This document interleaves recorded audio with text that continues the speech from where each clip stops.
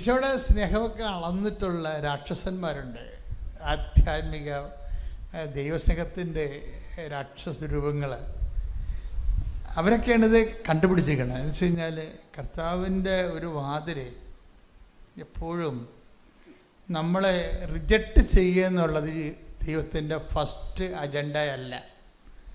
അതാണ് നമ്മളിങ്ങനെയൊക്കെ നമ്മുടെ കോൺഫിഡൻസിൻ്റെ ആധാരം. അതാണ് ദൈവദർശനത്തിന് വരുന്നൊരു മനുഷ്യൻ്റെ ആത്മവിശ്വാസത്തിൻ്റെ ആധാരം എന്ന് പറയുന്നത്. എന്താണ്? നമ്മൾ റിജക്റ്റ് ചെയ്യുക എന്നുള്ളത് ബേസിക് പ്രിൻസിപ്പിളല്ല. ഇപ്പോൾ അമേരിക്കൻ വിസയുടെ ബേസിക് പ്രിൻസിപ്പിൾ എന്താണ്? നമ്മളെ അവരെ നാട്ടിൽ കയറ്റാതിരിക്കുന്ന ബേസിക് പ്രിൻസിപ്പിളാണ്. അതിനവർ പല പല കാര്യങ്ങൾ പറയും, പല പല വിഷയങ്ങൾ, പല പല നിയമങ്ങളൊക്കെ കൊണ്ടുവരുന്നതിൻ്റെ പിന്നിലെല്ലാം എന്താണ്? ദയവായിട്ട് ഞങ്ങളെ ഡിസ്റ്റർബ് ചെയ്തത്, ഞങ്ങളിവിടെ എങ്ങാനും ജീവിച്ചു പോട്ടെ. അതാണ് അവർ ഉദ്ദേശിക്കുന്നത്. കാര്യം എന്താ വെച്ചാൽ അവരുമുള്ള ഇപ്പം ഞാൻ ചിക്കാഗോയിൽ നമ്മുടെ പുതിയ മാർപ്പാപ്പയുടെ വീട്ടിൽ പോയി. അപ്പോൾ ആ പ്രദേശങ്ങളിലൊക്കെ ഇപ്പോഴ് വൈറ്റ് താമസിക്കുന്നില്ല. എവിടെയെങ്കിലും വൈറ്റ് താമസിക്കണില്ല. എന്ന് വെച്ചാൽ വെള്ളക്കാർ താമസിക്കണില്ല അവിടെ. ഞങ്ങൾ ചെല്ലുമ്പോഴെല്ലാം നീഗ്രോസാണ്. ഞങ്ങളെ അവിടെ ഒരു നീഗ്രോ എന്ന് നമുക്ക് പറയാൻ പാടില്ല, അതൊക്കെ വലിയ അവിടെയെല്ലാം ഭയങ്കര ക്രിമിനൽ കുറ്റമാണ്. നമ്മൾ ബ്ലാക്ക് എന്ന് പറയും. അവിടെ ബ്ലാക്കുകളാണ് വന്ന് ഞങ്ങളെ സ്വീകരിച്ചത്. അവിടെയെങ്കിലും വൈറ്റ്, പണ്ട് വൈറ്റ് ഉണ്ടായിരുന്ന സ്ഥലമാണ് അവിടെ. അതിൻ്റെ കാരണം വെച്ചാൽ നമ്മൾ അല്ലെങ്കിൽ ഈ ബ്രൗൺ അല്ലെങ്കിൽ ഇന്ത്യൻസ് അല്ലെങ്കിൽ ആഫ്രിക്കൻസ് ബ്ലാക്ക് അവിടെ ചെന്ന് കഴിയുമ്പോൾ ഉണ്ടാകുന്ന പ്രശ്നം ഈ വൈറ്റ് പതുക്കെ പതുക്കെ അവിടുന്ന് മാറും, അവർ മാറിപ്പോകും. ഒരു ചേച്ചി, ഒരു ഇന്ത്യക്കാരത്തി എന്നോട് പറഞ്ഞ്, ഞാൻ വെളുപ്പിന് 2 മണിക്ക് എഴുന്നേക്കും. എന്താ കാര്യം? എൻ്റെ അപ്പുറത്ത് ഇപ്പുറത്ത് താമസിക്കുന്നത് വൈറ്റാണ്. അവർക്ക് നമ്മുടെ മസാലയുടെ മണം കേട്ടാൽ അപ്പം ഛർദ്ദിക്കുമെന്ന്. അപ്പം നമുക്ക് നിസ്സാരമല്ലേ വിഷയം സീരിയസാണ്, ഭയങ്കര സീരിയസാണ്. നമ്മൾ ഉപയോഗിക്കുന്ന മസാലകളൊന്നും ഉപയോഗിക്കരുത്. കടുകൊക്കെ പൊട്ടിക്കുമ്പോൾ ഉണ്ടല്ലോ, അവർക്ക് എൻ്റെ അണുബോംബ് പൊട്ടിക്കണ പോലെ മണ്ണൊരു മണ്ണം സഹിക്കാൻ പറ്റാതെ. അല്ലെങ്കിലും കടുകിനൊരു വിടക്കുമണമാണ് നമുക്കറിയാം. അപ്പോൾ ഇത് ഓരോ മനുഷ്യന്മാർക്ക് ഓരോ സംസ്കാരമല്ലേ, തമ്മിൽ യോജിക്കത്തില്ല ഒരിക്കലും, ഓരോ സംസ്കാരമാണ്. അതുകൊണ്ട് ബേസിക് പ്രിൻസിപ്പിൾ ആൾക്കാരുടെ റിജക്ഷനാണ്. അങ്ങോട്ടും ഇങ്ങോട്ടും റിജക്ഷനാണ്. മനുഷ്യന്മാരുടെ ബേസിക് പ്രിൻസിപ്പിൾ സ്നേഹമല്ല. ശരിക്കും പറഞ്ഞാൽ സ്നേഹമെന്ന് വെച്ച് കഴിഞ്ഞാൽ ഉൾക്കൊള്ളുന്നതല്ല, അക്കോമഡേറ്റ് ചെയ്യുന്നതല്ല, റിജക്റ്റ് ചെയ്യുന്നതാണ്. അത് ഇന്ത്യൻ സംസ്കാരമുണ്ട്, റിജക്ഷൻ ഉള്ളതാണ്. കണ്ട, നമസ്കാരം എന്നൊക്കെ പറയത്തില്ലേ? എന്ന് വെച്ചാൽ ഞാൻ എൻ്റെ കാര്യം കൊണ്ട് ജീവിച്ചോളാം, എന്നെ തുറണ്ട, നീ നിൻ്റെ കാര്യം. അപ്പോൾ നിങ്ങളുടെ അങ്ങോട്ട് സ്തുതി പറയും, ഇങ്ങോട്ട് സ്തുതി പറയും. അപ്പോൾ നമ്മളതിനൊക്കെ കുറച്ച് കോണോട്ടേഷൻ, കുറച്ച് അർത്ഥമൊക്കെ കൊടുത്തിട്ടുണ്ട്. എൻ്റെതല്ല നിൻ്റെതാണെന്നൊക്കെ പറയുമെങ്കിലും അതിൻ്റെ ബേസിക് ഇത് ഹിന്ദുയിസത്തിൻ്റെ അല്ല. ഇത് ഈ നമസ്കാരമൊക്കെ പഠിക്കുമ്പോഴേ നമ്മൾ ഓർക്കും അത് ഹിന്ദുയിസത്തിൻ്റെ ആണല്ലോ, ഹൈന്ദവ സംസ്കാരമല്ല, ബൗദ്ധിസ്റ്റ് സംസ്കാരമാണ്. യവന്മാരുടെ ആണിക്കല്ലുകൾ എന്ന് വെച്ച് കഴിഞ്ഞാൽ എന്നെ തൊടരുത്, ഞാൻ നിന്നെയും തൊടത്തില്ല. അത് സംഭവം അവേർഷനാണ്. മനുഷ്യൻ്റെ ബേസിക് പ്രിൻസിപ്പിൾ അങ്ങനെയല്ല, അങ്ങനെയാണ് ശരിക്കും. അത് അകത്തും പുറത്തും അങ്ങോട്ടും ഇങ്ങോട്ടുമൊക്കെ ഈ രീതിയിൽ അടിസ്ഥാന പ്രിൻസിപ്പിൾ ഇതാണ്. അതുകൊണ്ട് നമ്മൾ റിജക്റ്റ് ചെയ്യുന്നതിന് വേണ്ടി എന്തെങ്കിലും ഒരു കാരണം കണ്ടുപിടിക്കും, ഏതെങ്കിലും വകുപ്പ് കണ്ടുപിടിക്കും. അവർ ഇന്ന ജാതിയാണ്, അവർ നമ്മുടെ ആൾക്കാരല്ല, എന്തെങ്കിലുമൊക്കെ പറഞ്ഞുകൊണ്ട് മനുഷ്യന് വിഭാഗീയതയുടെ മതിലുകൾ കിട്ടും. ഈശോയുടെ ഇവിടെ വരുമ്പോഴുണ്ടാകുന്ന പ്രധാനപ്പെട്ട ഒരു വിഷയം മതിലുകൾ പൊളിക്കുക എന്നാണ്. ആ മതിലെങ്ങനെ പൊളിച്ചെന്ന് പൗലോസ് പറയുന്നുണ്ട്. അവൻ ശരീരം കൊണ്ട് മതിലുകൾ പൊളിച്ചു വന്ന്. Take the word of God. സ്തുതിക്കട്ടെ. ഹല്ലേലൂയ, ഹല്ലേലൂയ, ഹല്ലേലൂയ, ഹല്ലേലൂയ, ഹല്ലേലൂയ. യേശുവേ നന്ദി, യേശുവേ സ്തുതി, ഹല്ലേലൂയ, ഹല്ലേലൂയ, ഹല്ലേലൂയ, ഹല്ലേലൂയ, ഹല്ലേലൂയ, ഹല്ലേലൂയ. യേശുവേ ആരാധന, ആരാധന, ആരാധന, ആരാധന. യേശുവേ നന്ദി, മഹത്വം, മഹത്വം, മഹത്വം. ആരാധന, ആരാധന, യേശുവേ ആരാധന. എഫേസോസ് 2-ാം അധ്യായം 14 മുതലുള്ള തിരുവചനങ്ങൾ. എഫേസോസ് 2:14.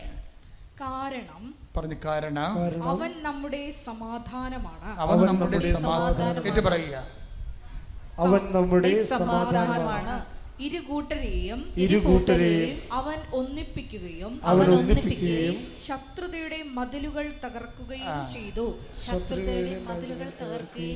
കൽപ്പനകളുടെയും ചട്ടങ്ങളുടെയും ആധിപത്യം അവൻ തന്റെ ശരീരത്തിലൂടെ ഇല്ലാതാക്കി. ഇരുകൂട്ടരുടെയും സ്ഥാനത്ത് ഒരു പുതിയ മനുഷ്യനെ സൃഷ്ടിച്ചുകൊണ്ട് സമാധാനം സംസ്ഥാപിക്കാനും കുരിശുവഴി ഒരേ ശരീരത്തിൽ ഇരുകൂട്ടരെയും ദൈവത്തോട് അനുരഞ്ജിപ്പിക്കാനും അങ്ങനെ തന്നിലൂടെ ശത്രുത അവസാനിപ്പിക്കാനുമാണ് അവൻ ഇങ്ങനെ ചെയ്തത്. This is why I promote Jesus. എന്തുകൊണ്ടും നിങ്ങൾ ജീസസിനെ പരിചയപ്പെടണം. കാരണം എന്താ? അവന് ജാതിയില്ല, മതമില്ല. മനുഷ്യനെ വേർതിരിക്കുന്ന മതിലുകൾ, അവൻ പാപത്തിൻ്റെ മതിലുകൾ അവൻ്റെ ശരീരം കൊണ്ട് അവൻ ഇടിച്ചു തകർത്തു. എന്താണ്? ക്രിസ്തുവിലായിരിക്കുന്നവൻ ഒരു പുതിയ സൃഷ്ടിയാണ്. Take the breath of God. സ്തുതിക്കട്ടെ. ഹല്ലേലൂയ. ഹല്ലേലൂയ ഹല്ലേലൂയ ഹല്ലേലൂയ ഹല്ലേലൂയ. യേശുവേ നന്ദി. ഹല്ലേലൂയ ഹല്ലേലൂയ ഹല്ലേലൂയ. യേശുവേ ആരാധന ആരാധന ആരാധന. ഹല്ലേലൂയ ഹല്ലേലൂയ ഹല്ലേലൂയ. പ്രാണപ്രിയ പ്രാണപ്രിയ ചങ്കിലെ ചോരനിൽ വീണ്ടെടുത്തവനേ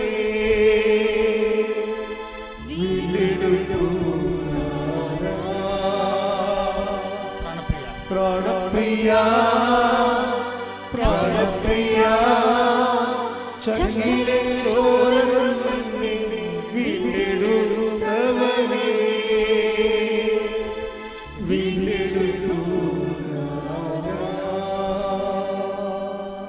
എൻ്റെ അമ്മയ്ക്കും എൻ്റെ ഈശോയ്ക്കും ഞാൻ 1000 നന്ദി പറഞ്ഞു. ഈ അൽത്താഴിയിൽ കയറി നിന്നുകൊണ്ട് ഒരു സാക്ഷ്യം പറയാനുള്ള ഭാഗ്യം തന്ന എൻ്റെ അമ്മയ്ക്കും 1000 നന്ദി, 1000 മഹത്വം ഞാൻ ആദ്യമായിട്ട് പറയുന്നു. ഇതെൻ്റെ മകനാണ്. എൻ്റെ മകന് വേണ്ടിയാണ് ഞാൻ ഈ സാക്ഷ്യം പറയുന്നത്. എൻ്റെ പേര് ഓമന. ഞാനൊരു ഹൈന്ദവ സ്ത്രീയാണ്. എൻ്റെ സ്ഥലം പത്തനംതിട്ട ജില്ലയിൽ കോന്നി എന്ന് പറഞ്ഞ സ്ഥലത്താണ്. എൻ്റെ മകന് വേണ്ടി ഞാൻ 2024 ഉടമ്പടി എടുത്തായിരുന്നു. ആ ഉടമ്പടിയിൽ കൂടി എൻ്റെ മകന് വേണ്ടി ഞാൻ പ്രാർത്ഥിച്ചു. അവനെ കാനഡയിൽ പോകാനുള്ള വലിയൊരു ആഗ്രഹം അവനുണ്ടായിരുന്നു. അത് എല്ലാം എൻ്റെ അമ്മ പെട്ടെന്ന് ഓരോ ആഗ്രഹങ്ങളും അമ്മന് സാധിച്ചു കൊടുത്തു.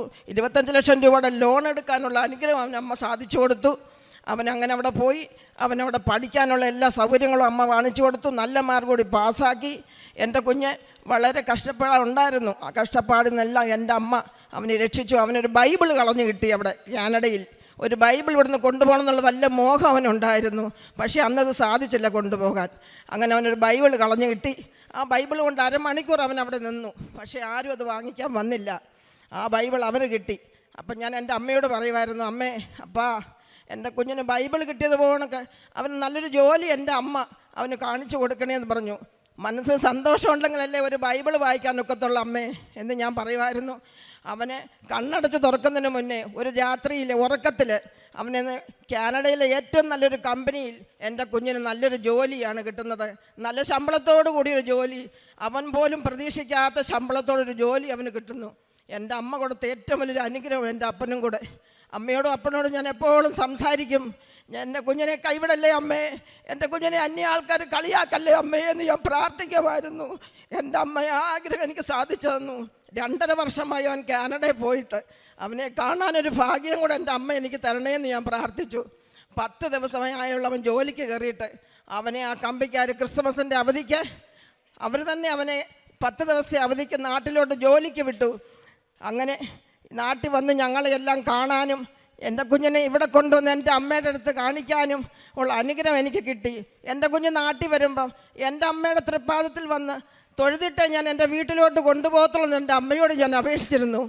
ഞങ്ങൾ ക്രിസ്മസ് 25-ാം തീയതി രാത്രി 8 മണിക്ക് എയർപോർട്ടിൽ വന്നിറങ്ങി എൻ്റെ കുഞ്ഞിനെ എൻ്റെ അമ്മയുടെ തൃപ്പാദത്തിൽ കൊണ്ടുവന്ന് പ്രാർത്ഥിച്ചതിന് ശേഷമാണ് ഞാൻ എൻ്റെ ഭവനത്തിലേക്ക് എൻ്റെ മോനെ കൊണ്ടുപോയത്. എൻ്റെ അമ്മ തന്ന അനുഗ്രഹങ്ങൾക്ക് എൻ്റെ അപ്പനും തന്ന അനുഗ്രഹം ഞാൻ ഒരിക്കലും മറക്കത്തില്ല. എൻ്റെ മരണം വരെ എൻ്റെ അപ്പനും അമ്മയും എൻ്റെ കൂടെ ഉണ്ട്. എൻ്റെ പേര് സനൂപ് എന്നാണ്. ഞാൻ കോന്നിയിൽ നിന്നാണ് വരുന്നത്. ഞാൻ കൊച്ചി ഇൻഫോ പാർക്കിലായിരുന്നു വർക്ക് ചെയ്തുകൊണ്ടിരുന്നത്. അപ്പോൾ എനിക്ക് പുറത്തേക്ക് പോകാനായിട്ട് ഭയങ്കര ആഗ്രഹമായിരുന്നു, കാനഡയിലേക്ക് പോകാൻ. പക്ഷേ IELTS എങ്ങനെ എഴുതും, ബാക്കി കാര്യങ്ങളൊക്കെ എങ്ങനെയെന്നുള്ളൊരു പേടിയിൽ ഞാൻ നിൽക്കുന്നുണ്ടായിരുന്നു. ആ സമയത്ത് അമ്മ ഇവിടെ വന്ന് പ്രാർത്ഥിക്കുകയും കാര്യങ്ങളെല്ലാം ചെയ്യുകയും ചെയ്യുന്നുണ്ടായിരുന്നു.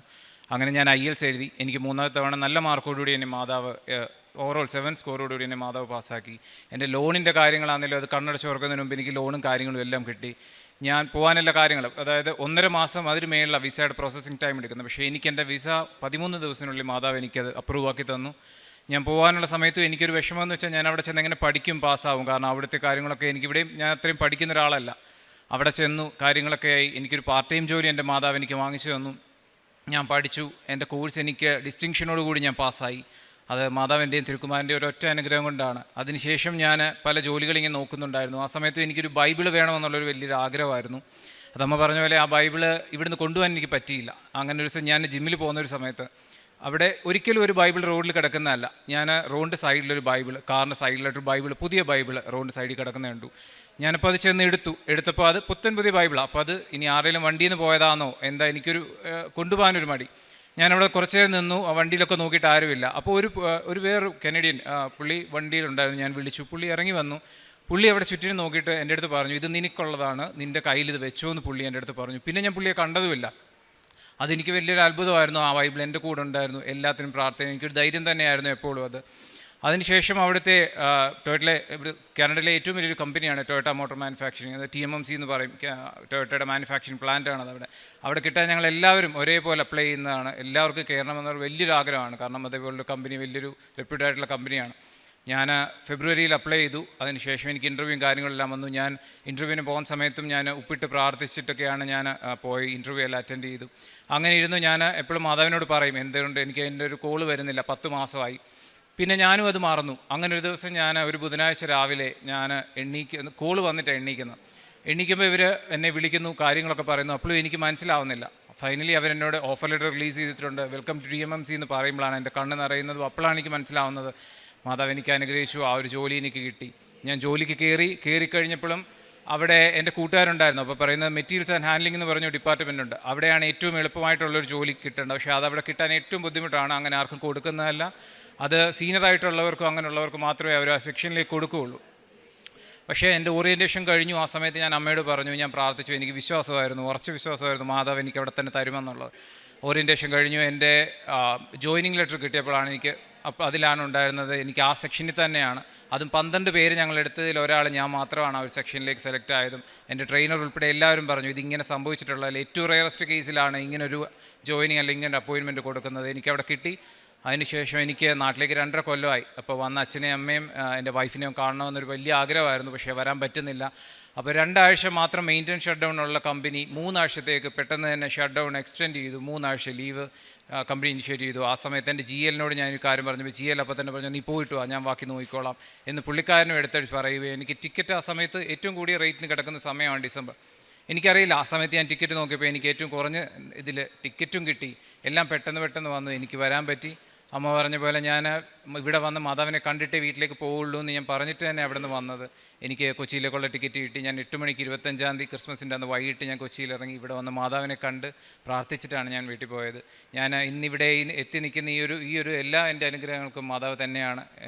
മാതാവും തിരുക്കുമാരൻ്റെ അനുഗ്രഹം കൊണ്ടാണ് ഞാൻ ഇവിടെ നിൽക്കുന്നത്. അതിന് മാതാവിനും തിരുക്കുമാരനും 1000 നന്ദി. ഞാൻ പോകുന്നത് ഈ മാസം 9-ാം തീയതി ഞാൻ തിരിച്ചു പോവും. എനിക്ക് രാത്രി 10 മണിക്കാണ് ഇവിടുന്ന് ഫ്ലൈറ്റ്. പ്രേക്ഷിത പ്രവർത്തനമായിട്ട് ചെയ്യുന്നത് എന്നാലാവുന്ന സഹായം എൻ്റെ കയ്യിലുള്ള പൈസ ഞാൻ പാവങ്ങൾക്കൊക്കെ കൊടുക്കും. പിന്നെ എൻ്റെ വീട്ടിൽ നിന്ന് ഞാൻ വെച്ച് കൊണ്ടുവന്ന് പൊതിച്ചോറ് അല്ലെങ്കിൽ രാവിലത്തെ കാപ്പി ഞാൻ ഹോസ്പിറ്റലിൽ കൊടുക്കും. പിന്നെ ഈ പാവം പിടിച്ച കുഞ്ഞുങ്ങൾക്ക് തുണികൾ വാങ്ങിച്ചു കൊടുക്കും. ഇങ്ങനെയുള്ള കൊച്ചു കാര്യങ്ങളൊക്കെ ഞാൻ ചെയ്യും. പിന്നെ ഞാൻ ബൈബിൾ വായിക്കും 1/2 മണിക്കൂർ. ചിലപ്പോൾ ഞാനൊന്ന് ഉറങ്ങിപ്പോയാലും എന്നെ ആരാണ്ടോ തട്ടി ഉണർത്തുന്ന പോലെ എനിക്ക് തോന്നും. ചിലപ്പോൾ എൻ്റെ അമ്മയ്ക്ക് ഞാൻ പിച്ചിപ്പൂ കൊടുക്കും. എൻ്റെ വീട്ടിൽ പിച്ചിപ്പൂ ഉണ്ട്. അപ്പോൾ അമ്മയോട് ഞാൻ പറയും, അമ്മ മുല്ലപ്പൂവിൻ്റെ മണമുള്ള ആളാണ്, അമ്മയ്ക്ക് ഞാൻ പിച്ചിപ്പൂ തരുന്നതെന്ന് പറയുമ്പം ആ സമയത്ത് എൻ്റെ വീട്ടിനകത്ത് പിച്ചിപ്പൂവിൻ്റെ മണം വരും. എൻ്റെ മോൻ അവിടുന്ന് വിമാനം കയറിയപ്പോൾ ഞാൻ അമ്മയോട് കണ്ണിനോട് പ്രാർത്ഥിച്ചു, അമ്മേ ഒരു പ്രയാസം ഉണ്ടാവത്തെ 23 മണിക്കൂർ വിമാനത്തെ ഇരിക്കണം, അവനെ കൊണ്ടെത്തിക്കണം. എൻ്റെ അമ്മ ഞാൻ നീലമെഴുതി വച്ച് കത്തിച്ചപ്പം അമ്മയുടെ രൂപം, ആ പ്രിൻ്റ് ഇരിക്കുന്ന തലകുനിച്ചിരിക്കുന്ന അമ്മയുടെ ആ രൂപം എൻ്റെ മെഴുകുതിൽ പ്രത്യക്ഷപ്പെട്ടു. ഇങ്ങനെ ഒത്തിരി ഒത്തിരി അനുഗ്രഹങ്ങൾ, അമ്മ തരുന്ന അനുഗ്രഹം പറഞ്ഞു തീർക്കാൻ പറ്റാത്ത അനുഗ്രഹമായി അമ്മയെ നമുക്കാർക്കും മറക്കാൻ പറ്റത്തില്ല. നമ്മുടെ എല്ലാം കൂടെ അമ്മയുണ്ട്. നമ്മളെല്ലാവരും ഉറക്കെ വിളിച്ചു പോവുക, അമ്മ നമ്മുടെ കൂടെ ഉണ്ട്. കണ്ണുനീരോടെ പ്രാർത്ഥിക്കുക. എൻ്റെ അപേക്ഷയാണ്, നമ്മളെല്ലാം അമ്മ സഹായിക്കും. നമ്മുടെ കണ്ണുനീര് അമ്മയുടെ മുമ്പിൽ ചെല്ലുക. എൻ്റെ ഏറ്റവും വലിയ അനുഗ്രഹമാണ്. ഞങ്ങളോടെല്ലാം നിങ്ങളെല്ലാം ഇവിടെ ഇരിക്കുന്ന എല്ലാവരെയും അമ്മ അനുഗ്രഹിക്കണേ മാതാവേ.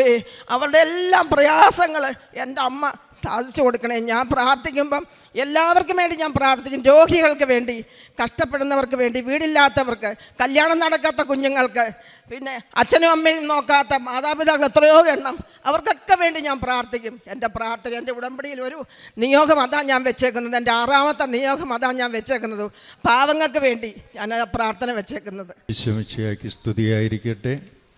ആദ്യമായി തന്നെ ഈ സാക്ഷ്യം ഞാൻ പറയാനായിട്ട് വൈകിയതില്ലേ പരിശുദ്ധ അമ്മയോടും ഈശോയോടും ഞാൻ മാപ്പപേക്ഷിക്കുന്നു.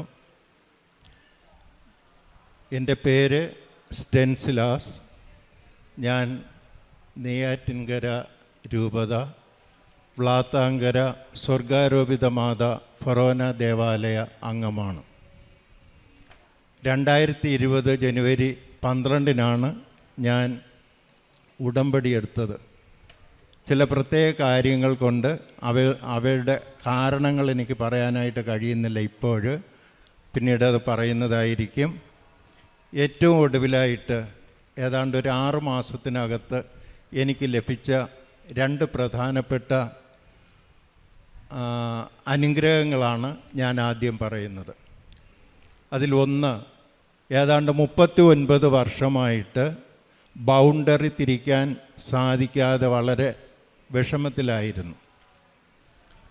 ആ കാര്യം ഞാൻ നിയോഗത്തിൽ വയ്ക്കുകയും വിശുദ്ധ വസ്തുക്കൾ ആ വസ്തുവിലിടുകയും പ്രത്യേകിച്ച് പ്രാർത്ഥിക്കുകയും ചെയ്തുകൊണ്ടിരുന്നു.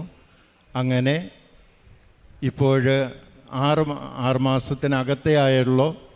അത് യാതൊരു ബുദ്ധിമുട്ടും കൂടാതെ ബൗണ്ടറി തിരിച്ച് ക്ലിയറാക്കാനായിട്ട് സാധിച്ചു. രണ്ടാമത്, ഏതാണ്ട് 12-13 വർഷമായിട്ട് ഞങ്ങൾ വീട്ടിൻ്റെ വളപ്പിൽ വെട്ടിയതായ കിണറിലെ വെള്ളം ഉപയോഗിക്കാനായിട്ട് കഴിഞ്ഞില്ല. മറ്റു ഒന്നുമല്ല, വെള്ളം അതിൽ നിലനിൽക്കില്ല. അത് വാർന്നു പോകും, അല്ലെങ്കിൽ താണു പോകും. 2 അടി വെള്ളം പോലും കിട്ടില്ല. അങ്ങനെ അത് ഉപേക്ഷിച്ച നിലയിലായിരുന്നു. പിന്നീടാണ് നിയോഗത്തിൽ വെച്ചതും വിശുദ്ധ ഉപ്പും തേനും തൈലവുമൊക്കെ അതിൽ നിക്ഷേപിച്ച് ഏതാണ്ട് 9 ദിവസം തുടർച്ചയായിട്ട് പ്രാർത്ഥിച്ചുകൊണ്ടിരുന്നു. അങ്ങനെ ഇപ്പോഴേതാണ്ട് 15 അടിയിലധികം വെള്ളമുണ്ട്. ധാരാളമായിട്ട് ഉപയോഗിക്കാനായിട്ട് സാധിക്കുന്നു. അതിന് നന്ദി പറയുന്നു ഈശോയ്ക്ക്. ആദ്യ കാലഘട്ടത്തിൽ ഉടമ്പടിയിൽ ഞാൻ ചെയ്തിരുന്നത് വ്യക്തിപരമായ നേട്ടങ്ങൾക്ക് വേണ്ടിയുള്ള നിയോഗങ്ങളായിരുന്നു. പക്ഷെ പിന്നീട് ഒരു കാര്യം ഞാൻ മനസ്സിലാക്കിയത്, വ്യക്തിപരമായ നിയോഗങ്ങൾ നേടുന്നതിനേക്കാൾ ഉപരി ഒരു കത്തോലിക്ക വിശ്വാസി എന്നുള്ള നിലയ്ക്ക് മറ്റ് ചില മേഖലകളിലേക്ക് ഞാൻ ശ്രദ്ധിക്കേണ്ടതായിട്ടുണ്ടെന്ന് എനിക്ക് തോന്നി ആ കാലഘട്ടത്തിലെ ചുറ്റുപാടുകൾ വെച്ച്. അതുകൊണ്ട് ഏറ്റവും പ്രധാനമായിട്ട് പരിശുദ്ധ കത്തോലിക്ക സഭയെയും കേരള സഭയെയും ഭാരതസഭയെയും പ്രത്യേകിച്ച് ഞാൻ നിയോഗത്തിൽ വെച്ചിരുന്നു. അതോടൊപ്പം തന്നെ എൻ്റെ ഇടവകയെയും നിയോഗത്തിൽ വെച്ചു. അതിൻ്റേതായ ഒത്തിരി മാറ്റങ്ങൾ കാണാനായിട്ടും സാധിച്ചു എന്നുള്ളതിൽ വളരെ സന്തോഷമുണ്ട്. അതുകൂടാതെ ഞാൻ വച്ചിരുന്നത്, കത്തോലിക്ക വിശ്വാസികളാണെങ്കിൽ പോലും പരിശുദ്ധ ദിവ്യകാരുണ്യ സ്വീകരണമോ വിശുദ്ധ കുർബാനയിലെ പങ്കാളിത്തമോ ഇല്ലാതെ അലഞ്ഞു നടക്കുന്ന കുറേ ആൾക്കാരെയാണ്. അവരെയും എനിക്കറിയാമെന്നുള്ളവരോട് സംസാരിക്കുകയും അവരുടെ പേരുകൾ ഉൾപ്പെടെ തന്നെ ഞാൻ ഈ നിയോഗത്തിൽ വയ്ക്കുകയും ചെയ്തു. അല്ലാതെ പൊതുവേയും അവരെ സമർപ്പിച്ചിട്ടുണ്ട്. അതിൽ കുറച്ച് പേരൊക്കെ ക്ലിയറായിട്ട് വന്നിട്ടുണ്ട്. പിന്നെ കുംഭസാരവും കുർബാനയും ഇല്ലാതെ നടക്കുന്ന കുറേ ആൾക്കാർ ഇങ്ങനെയുള്ള ഒത്തിരി വ്യക്തികളെയൊക്കെ മനസ്സിലാക്കിയതിന് ശേഷം അവരോട് സംസാരിക്കാനും അവരുടെ പേരുകളൊക്കെ നിയോഗത്തിൽ വയ്ക്കാനായിട്ടും സാധിച്ചു. ഒത്തിരി മാറ്റങ്ങൾ കാണാനായിട്ടും സാധിച്ചു. അവരിപ്പോഴും പലരും ഇപ്പോഴും പള്ളിയിൽ കൃത്യമായിട്ടൊക്കെ വരുന്നുണ്ട്, വിശുദ്ധ കുർബാന സ്വീകരിക്കുന്നുണ്ട്, കുമ്പസാരിക്കുന്നുണ്ട്. ഇത് പോയിട്ട് ഞാൻ ഈ ഉടമ്പടിയെ എനിക്ക് ആധികാരികമായിട്ടും മനസ്സിലാക്കാനായിട്ട് സാധിച്ചത്, അല്ലെങ്കിൽ എൻ്റെ കാഴ്ചപ്പാടിൽ ഞാൻ മനസ്സിലാക്കിയത് യാക്കോബ് കണ്ട ഗോവണിയായിട്ടാണ്. നമ്മുടെ വിശ്വാസത്തിൽ ദൈനംദിനം നമ്മൾ പങ്കുകൊള്ളുന്ന പരിശുദ്ധ ദിവ്യബലി, വിശുദ്ധ കുർബാന സ്വീകരണം, വചനവായന, അതുപോലെയുള്ള പ്രേക്ഷിത പ്രവർത്തനങ്ങളും ജീവകാരുണ്യ പ്രവർത്തനങ്ങളും, ഇങ്ങനെയുള്ള എല്ലാ കാര്യങ്ങളിലൂടെയും നാം അറിയാതെ തന്നെ ധാരാളം ദണ്ഡവിമോചനങ്ങൾ സഭയുടെ അനുഗ്രഹത്തിൻ്റെ ചാനലിലൂടെ നമുക്ക് കിട്ടുന്നുണ്ട്. അങ്ങനെ നോക്കുമ്പോൾ പരിശുദ്ധ അമ്മ നമ്മെ കൈപിടിച്ച് നിത്യജീവിതത്തിലേക്ക് ആനയിക്കുന്ന ഒരവസ്ഥയാണ് എനിക്ക് വ്യക്തമായിട്ട് ബോധ്യപ്പെട്ടിട്ടുള്ളതും ഇന്നും ആ ഒരു ബോധ്യത്തിൽ തന്നെയാണ് നിൽക്കുന്നതും. കാരുണ്യ പ്രവൃത്തിയായിട്ട് ഞാൻ മലയാളം തമിഴ് പത്രങ്ങൾ വാങ്ങി തമിഴ്നാടിൻ്റെ ബോർഡറിലൊക്കെയാണ് കൊണ്ടുപോയി കൊടുക്കുന്നത്. അല്ലാതെ മലയാളം നമ്മുടെ എൻ്റെ ചുറ്റുപാടിലല്ല, കുറേ കൂടെയൊക്കെ അകന്ന് ഈ പത്രം കിട്ടാൻ സാധ്യതയില്ലാത്ത മേഖലകൾ നോക്കി കൊടുക്കുന്നുണ്ട്. അതുപോയിട്ട് ജീവാരുണ്യ പ്രവർത്തനമായിട്ട് ഒരു വൃദ്ധസദനത്തിൽ പോയി അവരോടൊപ്പം ഒത്തിരി സമയം ചെലവഴിക്കും. പിന്നെ അവിടെ ക്ലീൻ ചെയ്യുന്ന കാര്യം, അവർക്ക് ആഹാരം വാരി കൊടുക്കുന്നത്, കൊണ്ടുപോയി ഇരുത്തുന്നത്, വീൽ ചെയറിൽ എടുത്തിരുത്തുന്നത്, എടുത്ത് കിടത്തുന്നത്, പിന്നെ അവരോടൊപ്പം ഒത്തിരി സമയം സംസാരിച്ചിരിക്കാറുണ്ട്. അപ്പോൾ അതൊരു ഭയങ്കര സന്തോഷമാണ്. അവരുടെ ആദ്യകാലത്തൊക്കെ ഒരുപാട് കരച്ചിലൊക്കെ കേൾക്കാനിടയായി, സങ്കടങ്ങളും. പിന്നീട് അവർ ഓട്ടോമാറ്റിക്കായിട്ട് നല്ല ഹാപ്പി ആയിട്ടൊക്കെ സംസാരിക്കാനായിട്ട് തുടങ്ങി. അങ്ങനെ പോകുന്നുണ്ട്. ഇത്രയും അനുഗ്രഹങ്ങളൊക്കെ തന്ന പരിശുദ്ധ അമ്മയ്ക്കും ഈശോയ്ക്കും നന്ദി പറഞ്ഞുകൊണ്ട് ഞാൻ എൻ്റെ വാക്കുകൾ ഉപസംഹരിക്കുന്നു. നന്ദി.